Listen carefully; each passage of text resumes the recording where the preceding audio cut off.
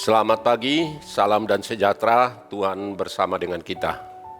Firman Kehidupan, Rabu 23 Maret 2022. Allah membawa kita umatnya pulang dan menjadi umatnya dan menjadi Allah dalam kesetiaan dan kebenaran. Nats ini dari Sakaria 8 ayat 8 dan selengkapnya saya baca. Dan aku akan membawa mereka pulang, supaya mereka diam di tengah-tengah Yerusalem. Maka mereka akan menjadi umatku dan aku akan menjadi Allah mereka dalam kesetiaan dan kebenaran. Saudara-saudara yang dikasihi Tuhan Yesus Kristus, suatu kerinduan pulang kampung dari hari libur bagi orang yang masih lahir di kampung halaman, karena banyak hal yang membuat kita rindu. Kenangan masih kecil, muda, dan banyak hal kenangan bersama-sama saudara-saudara kita, teman-teman seangkatan kita. Apalagi jikalau orang tuanya masih hidup, ada daya tarik yang luar biasa, entah kenapa. Bagi saudara-saudara kita yang mudik juga di saat hari raya atau liburan tertentu. Saudara-saudara, mendengar seruan ungkapan pulang kampung ini menjadi harapan dan bukan hanya janji-janji palsu atau sekedar pelipur lara di kalangan bangsa Israel dalam pembuangan yang sudah mereka derita di Babel. Memang mereka sangat rindu kembali ke Yerusalem, pusat kebanggaan, identitas mereka, tempat tinggal, keluarga, dan kehidupan mereka. Saudara-saudara, doa dan harapan mereka, kalau itu benar suara Tuhan, jadilah kiranya segera rasanya hilang derita, kesusahan selama ini dengan mendengar, aku akan membawa mereka pulang supaya mereka tinggal diam di Yerusalem. Firman Kehidupan hari ini menggambarkan keadaan Israel yang akan dipulihkan. Pulihnya sukacita, harapan bagi Israel kembali ke kampung halaman Yerusalem sebagaimana yang dinubuatkan para nabi-nabi. Ada dua hal dalam penggenapan janji Allah. Yang pertama adalah yang bersifat sementara, yaitu ketika umat Israel pulang di bawah pimpinan Zerubabel dan Yosua, imam besar. Tetapi mereka masih menantikan penggenapan final, yaitu kedatangan Sang Mesias. Sang Mesias inilah yang akan memulihkan segala sesuatu di Israel. Dialah yang akan membawa umat Israel kembali setia kepada Allah. Dialah yang akan membawa kerajaan damai itu sampai ke seluruh dunia. Penggenapan yang pertama menjadi awal dari penggenapan final. Israel harus kembali dulu ke daerah mereka dan bait suci harus dibangun dulu. Barulah Kristus datang menyatakan kerajaannya di tengah-tengah Israel. 70 tahun masa pembuangan telah membuat hidup bangsa Yehuda dan Israel terpuruk. Di tanah pembuangan Babilonia mereka tidak diperhitungkan sebagai warga negara. Ketika dipanggil pulang hanya segelintir dari mereka yang merespon. Tuhan mau memulangkan mereka ke tanah perjanjian sebagai tindakan penyelamatan. Itulah yang kita lihat di dalam ayat surah. Tuhan menggerakkan hati Raja Kores agar mengizinkan mereka pulang. Hal itu merupakan tindakan Allah yang nyata dalam sejarah. Maka Sakaria menyampaikan pesan Tuhan untuk umatnya bahwa mereka adalah biji matanya.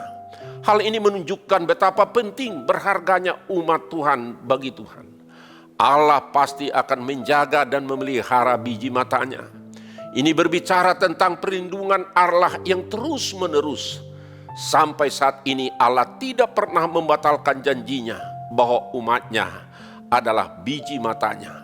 Artinya kita pun sebagai umat Tuhan, bahkan anak-anak Tuhan adalah biji mata Tuhan. Barang siapa menjamah, kita sama artinya menjamah biji mata Tuhan. Begitu berharganya kita di mata Tuhan. Oleh karenanya Tuhan akan senantiasa ada bersama-sama dengan kita, menjaga, mengawasi, melindungi kita dari segala hal yang ingin mencelakakan kita. Agar kita tetap terus menjadi biji mata Tuhan. Di hari kelak pun, suatu saat kita pun akan kembali ke rumah Bapa di tempat abadi. Dia akan menyambut kita kembali ke rumah abadi. Dunia hanya tempat sementara. Dunia tempat pergumulan, pertandingan iman, penantian, sapaan, dan panggilan Tuhan. Jika Tuhan sudah menjanjikan sebuah jaminan pemeliharaan yang sama pentingnya seperti melindungi biji matanya, maka seharusnya kita tidak perlu takut dan khawatir. Memang takut dan khawatir adalah secara manusiawi menjalani kehidupan ini. Tetapi kita adalah biji mata Tuhan Allah yang selalu dijaganya. Setelah mereka menetap, Tuhan masih berbicara kepada sisa-sisa orang Yehuda Israel. Pertama, mereka harus menguatkan hati bahwa Tuhanlah yang mengerjakan semua kebaikan itu, sehingga mereka bisa pulang ke tanah perjanjian. Tuhan berjanji akan mengubah hidup mereka menjadi berkat, sebagaimana bisa kita baca dalam ayat 9 sampai 13. Begitu jugalah hidup kita. Allah mengerjakan kebaikan bagi kita dengan cara Allah yang tersendiri. Yang kedua, jika mereka melaksanakan hukum yang benar, mendatangkan damai di pintu-pintu gerbang, merancang kebaikan, mengucapkan kata-kata dengan benar, dan ibadah yang benar, mereka akan mengalami kepenuhan kebaikan Tuhan. Itu dapat kita baca juga dalam ayat 14 sampai ayat 19. Dengan demikian saudara-saudara, melakukan semua itu mereka akan mengalami sukacita dan kegerangan. Ibadah kepada Tuhan menjadi suatu kegairahan oleh karena pembebasan dan komitmen baru telah mereka perbuat.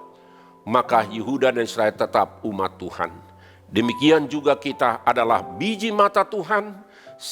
Tuhan sangat mengasihi kita sehingga selalu memberi kesempatan baru kepada kita. Allah menjadi Allah kita dan menjadi Allah dalam kesetiaan dan kebenaran. Itulah yang diberikan Tuhan kepada kita. Karena itu, marilah kita sungguh-sungguh serius melakukan hidup di dalam firman Tuhan. Dengan begitulah kita akan menjadi berkat, sukacita, kebahagiaan bagi dunia ini. Allah sungguh-sungguh menjadi Allah kita dan kita menerima kebenarannya melalui Yesus Kristus. Demikian halnya kehidupan kita di dalam Kristus, ada sukacita, ada kebahagiaan yang membawa kita kepada pengharapan yang sejati. Asalkan kita tetap bersandar kepada Dia. Jangan khawatir dan jangan takut. Tuhan bersama dengan kita. Amin. Marilah kita berdoa. Terima kasih Tuhan atas penyertaan Tuhan melalui firman-Mu mengingatkan kami bahwa Tuhan akan senantiasa bersama-sama dengan kami dalam setiap perjalanan kehidupan kami. Di tengah-tengah dunia ini, di tengah-tengah pergumulan, di tengah-tengah masalah, Tuhan hadir senantiasa menjanjikan sukacita dan kebahagiaan bagi kami. Dan kelak di dalam dunia ini juga dunia sementara, Tuhan akan membawa kami kembali pulang bersama-sama dengan Tuhan di hadapan Tuhan kelak. Karena itu masa kami di dalam dunia ini hidup di dalam firman Tuhan, melakukan kehendak Tuhan, supaya kami berkenan di dalam kebenaran dan kehendak Tuhan. Terpujilah Tuhan yang menyapa kami melalui firman-Mu, supaya kami percaya dan mempercayakan hidup kami kepada Tuhan dan melakukan sesuai dengan firman-Mu. Amin. Anugerah Tuhan kita Yesus Kristus dan kasih setia Allah Bapa dan persekutuan Roh Kudus kiranya menyertai saudara-saudara sekalian. Amin. Salam sejahtera, salam sehat, jangan lupa prokes. Tuhan memberkati kita. Amin.